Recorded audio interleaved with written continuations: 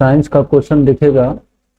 Bihar SSC का 144 number set का 51 number question से 51 में कह रहा है आपका 51 में कह रहा है क्या कि जल की संशुद्धि में कौन सा रसायन प्रयुक्त होती है।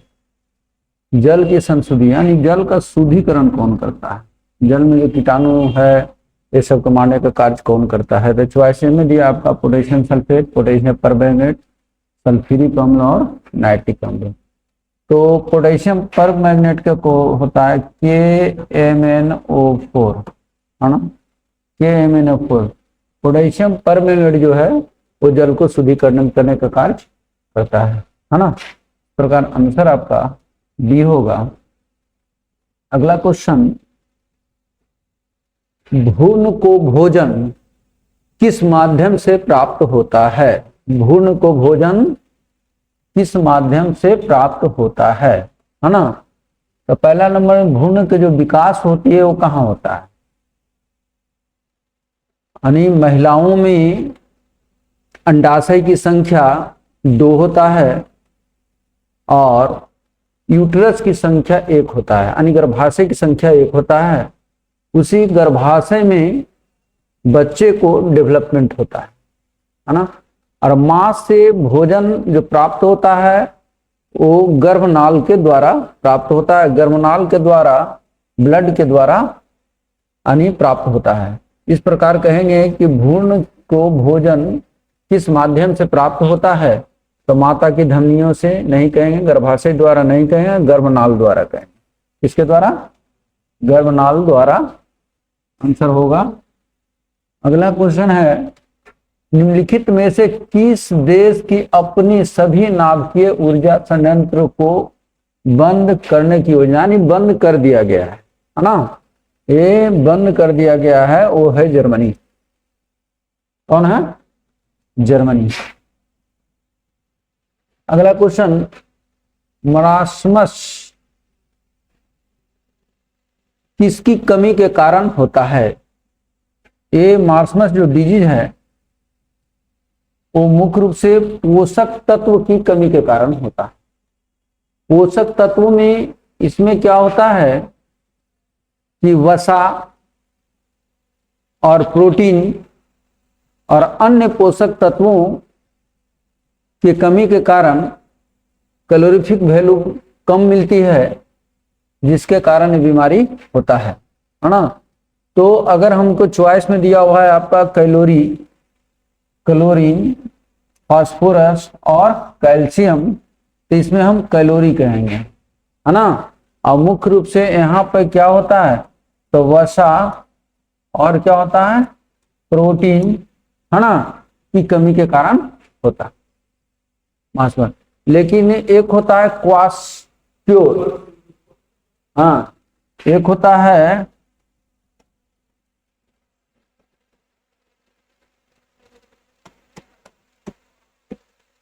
क्वाशिओरकर, है ना। ये मुख्य रूप से प्रोटीन की कमी के कारण होता है। किसकी कमी के, प्रोटीन के कमी के कारण होता है, प्रोटीन के कमी के कारण होता है क्वाशियोर रोग, ठीक है।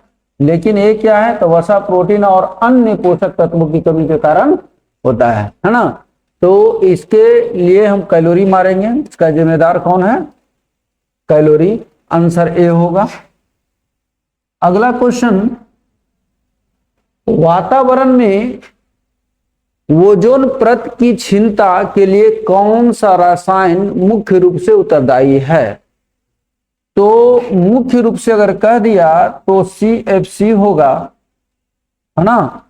और नहीं तो ऐसे कार्बन मोनोऑक्साइड भी है, कार्बन डाइऑक्साइड भी है ना, अन्य गैस के यानी मीथेन भी है। ये सभी क्या है आपका ओजोन को क्षय करने में अहम भूमिका निभाती है। लेकिन मुख्य रूप से अगर कहा जाए तो CFC, क्लोरोफ्लोरोकार्बन, है ना। तो आपका दिया है sulphur dioxide, chlorofluorocarbon, carbon dioxide और नाइट्रस ऑक्साइड, तो हम क्या मारेंगे, क्लोरोफ्लोरोकार्बन, CFC।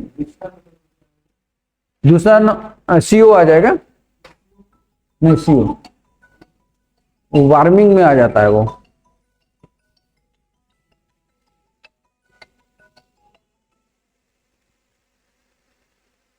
चलिए अगला क्वेश्चन, निम्नलिखित में से कौन रूपांतरण नहीं है? निम्नलिखित में से कौन रूपांतरण नहीं है? निम्नलिखित में से कौन रूपांतरण नहीं है ना? निम्नलिखित में से कौन रूपांतरण नहीं है, तो हम लोग क्या मारेंगे इसको? एक है अरारोट, दूसरा है लहसुन, तीसरा है अदरक और चौथा है चुकंदर, है ना? अरारोट जो मार्केट में मिलता भी है वो आटा की तरह होते हैं, हाँ वही अरारोट है। तो यहां पर कह रहा है कि कौन सा रूपांतरण नहीं है, तो लहसुन किसका रूपांतरण है? जड़ की तना का, अदरक तना का, चुकंदर जड़ का। लेकिन यहां पर कह रहा है कौन सा रूपांतरण नहीं है, तो हमको तो आंसर लगता है कि अरारोट होगा, है ना? अरारोट जो है आंसर होगा, या इसमें थोड़ा सा चेंजिंग करना पड़ेगा। हमको लगता है अरारोट भी रूपांतरण है किसका? तना का। तना से प्राप्त होती है, वो एक प्रकार प्लांट से होता है। तो अरारोट हो गया, लहसुन हो गया, अदरक हो गया, चुकंदर हो गया, है ना? जड़ वाला वही है, वही अरारोट है। तो अरारोट क्या होगा? निम्नलिखित में से कौन सा रूपांतरण नहीं है, तो क्या मारेंगे इसको? यानी ये सभी तना का रूपांतरण है, ये जड़ का है, इसलिए आंसर डी मार दीजिए। नेक्स्ट है, सामान्य रूप से मसाले के तौर पर काम में लाई जाने वाली लौंग निम्नलिखित में से किससे प्राप्त होता है? जड़, तना, कली। तो क्या होगा? लौंग किससे प्राप्त होती है? कली से प्राप्त होती है। वयस्क मानव में रक्त निम्नलिखित द्वारा बनता है, यानी कहेगा वयस्क मानव में रक्त का निर्माण कहाँ होता है, तो रक्त का नाम क्या होता है? लाल अस्थि मज्जा में होता है। और रक्त को अगर देखिएगा तो रक्त का कितना भाग होता है? मुख्य रूप से दो भाग। एक क्या होता है? ठोस नहीं, और दूसरा क्या होता है? द्रव्य के रूप में होता है। जो ठोस पार्ट होता है वो तीन होता है। कौन कौन? आरबीसी, डब्ल्यूबीसी, और क्या होता है?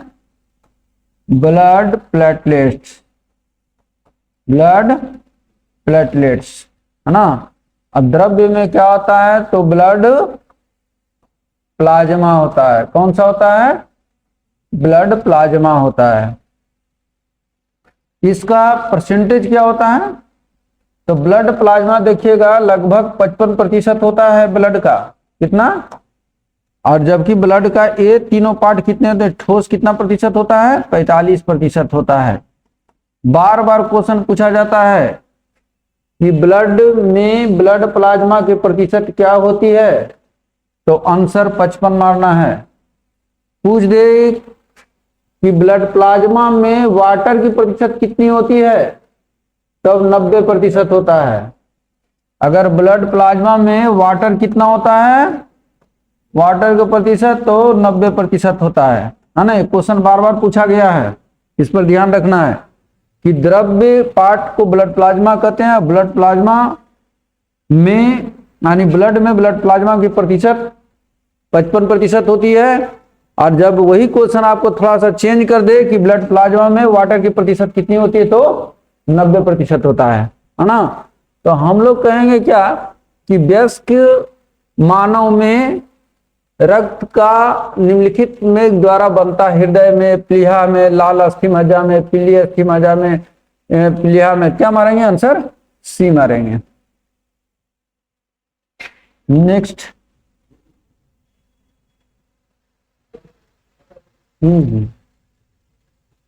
चलिए अगला क्वेश्चन देखिएगा।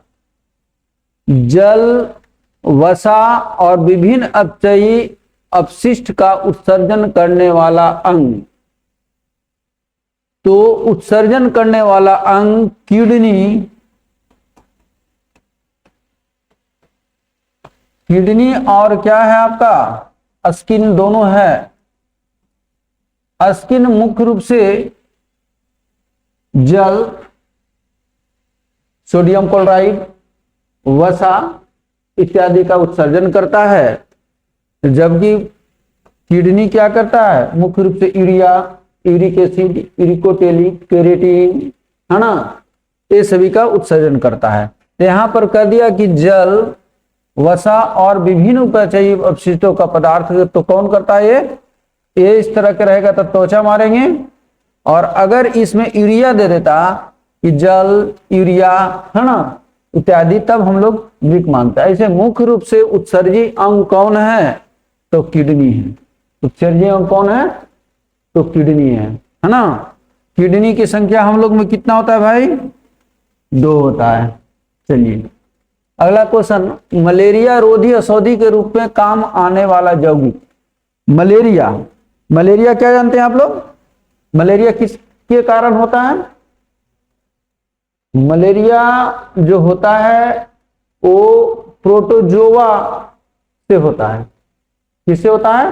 प्रोटोजोआ से होता है।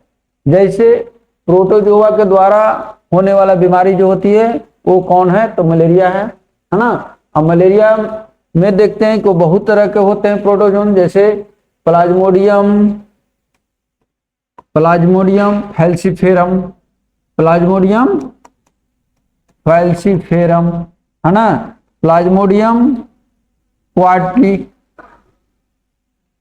प्लाज्मोडियम मैलेरी, है ना। ये सभी क्या है, ये सभी प्रोटोजोआ है। प्रोटोजोआ के कारण क्या होता है आपका, यानी मलेरिया होती है। और मलेरिया को, ये प्रोटोजोआ को निष्क्रिय करने के लिए कौन सा दवा का यूज करते हैं, तो क्लोरोक्वीन। किसका? क्लोरोक्वीन को करते हैं, है ना। क्लोरोक्वीन एक औषधि है जो मलेरिया को दूर करने का कार्य करता है ना। नेक्स्ट क्वेश्चन, प्रयोगशाला में संश्लेषित की जाने वाली पहला कार्बनिक यौगिक कौन क्या था? होलर। होलर नामक साइंटिस्ट ने किया था। और इन्होंने कहा था कि अमोनियम क्लोराइड से किसको, सिल्वर नाइट्राइड, सिल्वर आइसोनाइट्रेट को, अमोनियम क्लोराइड को सिल्वर आइसोनाइट्रेट से रिएक्शन कराने पर ये क्या बन गया था, यानी अमो यूरिया का निर्माण हुआ। NH2 हॉल 2CO, है ना, CO और प्लस क्या बन गया था, AgCl। तो एक क्वेश्चन यहां से बार बार पूछा जाता है कि प्रयोगशाला में संश्लेषित किए जाने वाला पहला कार्बनिक यौगिक, तो यूरिया मारते हैं, लेकिन क्वेश्चन थोड़ा सा चेंज कर देता है कि सबसे पहला यूरिया संश्लेषित की जाने वाली किसके द्वारा बनाया गया, तत्व के द्वारा, कंपाउंड के द्वारा, इनमें से कोई नहीं, या दोनों के द्वारा। तो हम लोग क्या कहेंगे, कंपाउंड के द्वारा बनाया गया, है ना। तो क्योंकि ये क्या है, आपका कंपाउंड है, कंपाउंड के द्वारा बनाया गया था, नहीं यौगिक के द्वारा बनाया गया था। तो आंसर हम लोग यहां पर देंगे यूरिया, इस प्रकार से। अगला क्वेश्चन, नेक्स्ट क्वेश्चन आपका है, निम्नलिखित में से कौन सा मिश्र धातु नहीं है? मिश्र धातु नहीं है, पीतल, कांसा। पीतल में मुख्य रूप से क्या होता है, कॉपर और जस्ता होता है ना। और कांसा में क्या होती है, तांबा और टीन होता है। यहां पर है कांसा, एसिन, है ना, कॉपर और टीन होता है। और इस्पात में अगर देखेंगे तो आयरन होता है, कार्बन होता है, निकेल होता है और क्रोमियम होता है ना। ये सभी किसका है, इस्पात का है। ये सभी क्या है, मिश्र धातु है। ये भी मिश्र धातु है। ये भी क्या है आपका मिश्र धातु, लेकिन तांबा चौपर को ही कहते हैं, इसमें कोई मिश्र धातु नहीं है। ठीक है, इसलिए आंसर डी होगा। नेक्स्ट क्वेश्चन, एक साढ़ के वीर्य को कृत्रिम गर्भाधान हेतु रखना चाहिए, है ना। एक साढ़ के जो वीर्य होता है वो जमा करने, स्टोर करने का कार्य कहाँ किया जाता है, तो बर्फ में, तरल ऑक्सीजन में, तरल नाइट्रोजन में। तो आंसर क्या होगा आपका, तरल नाइट्रोजन में किया जाता है। नेक्स्ट क्वेश्चन, निम्नलिखित में से कौन सा गाय की उच्च दूध उत्पादन प्रजाति है ना। तो सभी प्रजाति जैसे होलिस्टॉन, साहिवाल, रेड संधी, है ना, ये सभी गाय का है। सभी किसका है, गाय का है। होलिस्टोन, रेड संधी, साहिवाल, थारपाकर, है ना, ये सभी किसका है आपका, गाय का नस्ल है। लेकिन कह दिया कि इसमें कौन सा है, तो होलिस्टोन ज्यादा दूध देती है, इसके बाद आपका साहिवाल हो जाता, फिर रेड सिंधी हो जाती, है ना। तो आंसर क्या मारेंगे, बी मारेंगे। निम्नलिखित में से कौन सा एक सही सुमेलित नहीं है ना। भैंस, भैंस का क्या है, भदावरी होता है कि नहीं, होता है, नस्ल है। गाय सिंधी, अभी लाल सिंधी, है ना। बकरी जमुनापरी होता है। और ये भेड़ जो होता है, ये थारपाकर किसका है, गाय का है ना, भेड़ का नहीं है। इसलिए आंसर क्या हो जाएगा, डी हो जाएगा। कह रहा है निम्नलिखित में से कौन सा सुमेलित नहीं है, तो ये थारपाकर जो है किसका है, गाय का नस्ल है। किसका, गाय का नस्ल है। तो इसलिए ये आंसर डी होगा। अगला क्वेश्चन, विद्युत चुंबकीय तरंग और प्रकाश की गति निम्नलिखित होती है। विद्युत चुंबकीय तरंग और प्रकाश की गति निम्नलिखित होती है। पहले की गति दूसरे से अधिक, दोनों की गति एक समान, दोनों की पहले की गति से दूसरे अधिक। तो सभी विद्युत चुंबकीय तरंग लगभग बराबर किसके होते हैं, प्रकाश तरंग के बराबर होता है। इसलिए दोनों की गति क्या कहेंगे, समान होता है। हाँ? नहीं, विद्युत चुंबकीय तरंग प्रकाश की गति के तरंग के लगभग बराबर होती है, सभी चुंबकीय तरंग। नेक्स्ट आवृत्ति एन, प्रकाश की गति सी तथा लेमडा, यह निम्नलिखित की समीकरण को निरूपित करता है। तो हम लोग जानते हैं कि v बराबर क्या होता है, एन लेमडा। तो v क्या है, वेलोसिटी, तो c क्या है, लाइट वेलोसिटी। c बराबर क्या होगा, एन लेमडा होगा। तो आपका कह रहा है कि यहाँ पर फ्रीक्वेंसी दे दिया है, और क्या दे दिया है, लाइट का वेलोसिटी दे दिया है, और क्या दे दिया, तरंग दैर्घ्य दे दिया है। पूछ रहा है कि तीनों में संबंध क्या हो सकता है, तो c बराबर एन लेमडा। आंसर क्या होगा, बी होगा। डायरेक्ट फॉर्मूला ही होती है। अगला क्वेश्चन, एक कार को ब्रेक अधिकतम मंदन 10 मीटर पर सेकंड के से दे सकता है। यदि इसका वेग 30 मीटर पर सेकंड हो तो उसकी कितनी न्यूनतम दूरी पर रोका जा सकता है। क्वेश्चन कह रहा है, क्वेश्चन कह रहा है कि एक दे दिया है रिटार्डेशन, रिटार्डेशन मीन्स होता है डिक्लेरेशन, है ना।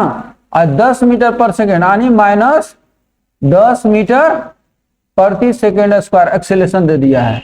और कह रहा है यदि इसका वेग 30 मीटर पर सेकेंड है, नहीं यू दिया है कितना, 30 मीटर पर सेकेंड।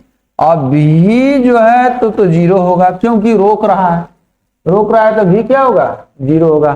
तो हम लोग कितने दूरी पर निकलेगा, इसके लिए हम लोग लिखते हैं कि एस बराबर होता है यू टी माइनस, प्लस नहीं है, माइनस से हो गया ना, ये हाफ एटी स्क्वायर कर दें डायरेक्ट, नहीं इसलिए कि रिटार्डेशन है, रिटार्डेशन में क्या होगा, माइनस होगा, तो डायरेक्ट माइनस कर दिया, हाफ एटी स्क्वायर।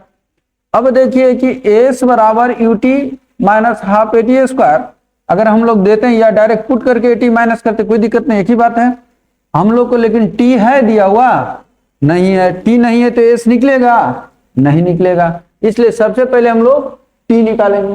तो v बराबर u प्लस AT होता है ना जी।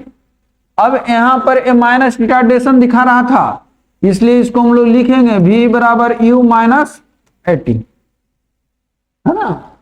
तो v बराबर u माइनस AT, इसलिए ये तो 0 हो गया, तो इसलिए u बराबर क्या होगा, AT होगा। u बराबर AT, इसलिए t बराबर क्या होगा, u बाई a। u का दे दिया है कितना आपका 30, a कितना दे दिया है 10, इसका मिस कितना होगा 3 सेकेंड हो जाएगा, 3 सेकेंड। तो अब हम लोग क्या करेंगे, यहां वैल्यू पुट करें। u का मान कितना दिया हुआ है 30, और कितना second 3 second, minus half a का वैल्यू कितना है 10, a कितना है तो 3 दिया 9, कितना हो गया 5 दूनी 10, 9 बचे 45, 30 या 90, 90 में 45 घट जाएगा, कितना हो जाएगा 45। आंसर क्या होगा 45 मीटर, यानी आंसर क्या होगा आपका बी होगा, है ना। चलिए अगला क्वेश्चन कर रहा है, ट्यूबलाइट में मुख्य रूप से कौन सी गैस भरी जाती है, किसमें ट्यूबलाइट में। कर रहा है ट्यूबलाइट में मुख्य रूप से कौन सी गैस भरी जाती है, ऑर्गन, मीथेन, पारे की वाष्प, ऑर्गन, हीलियम, पारे की वाष्प। देखिए ऑर्गन और मीथेन, पहला नंबर की जो ट्यूबलाइट होता है वो वैक्यूम होता है, जिसमें पारे का वाष्प तो आवश्यक होगा, साथ साथ में जो भरा जाता है मुख्य रूप से ऑर्गन का, है ना। तो यहां पर क्या होगा पारे की वाष्प और ऑर्गन, आंसर क्या होगा बी होगा। नेक्स्ट, खुरपका मुंह का रोग पशुओं में होता है। खुरपका रोग यानी कहते हैं फुट माउथ डिजीज, इंग्लिश में क्या कहते हैं फुट माउथ डिजीज, किसके द्वारा होता है, किसके कारण होता है, तो बी विषाणु से। मुंह का पसर भाग स्थित टॉन्सिल का मुख्य कार्य है।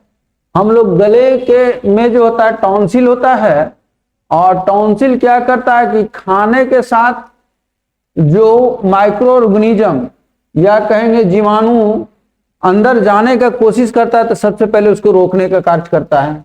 दूसरा क्या होता है वहां पर एंटीबॉडी का स्रावित करता है, जो क्लिक करने का कार्य करता है। तो मुख्य रूप से वो क्या कहेंगे कि कीटनाशक रोधी है, यानी रोगाणु रोधी होगा।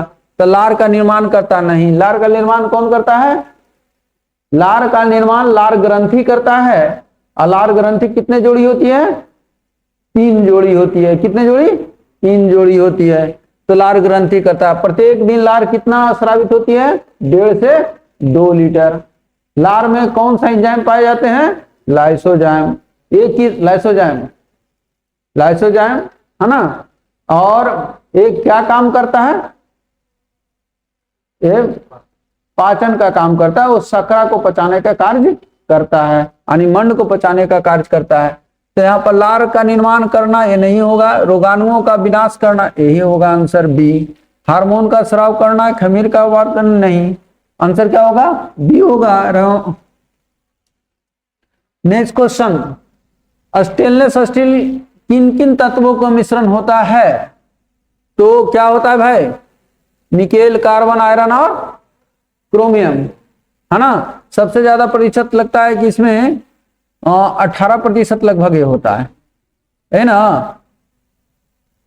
तो आंसर ए हो जाएगा स्टेनलेस स्टील।